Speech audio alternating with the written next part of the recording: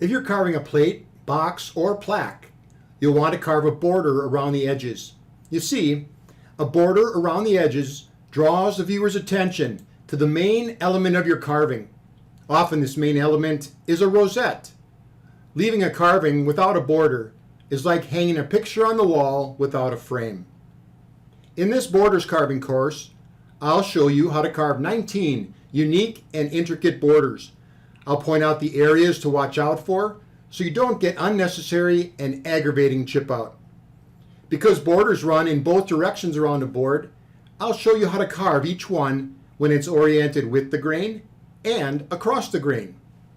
All you need to complete this course are two 6 by 12 inch practice boards and a chip carving knife.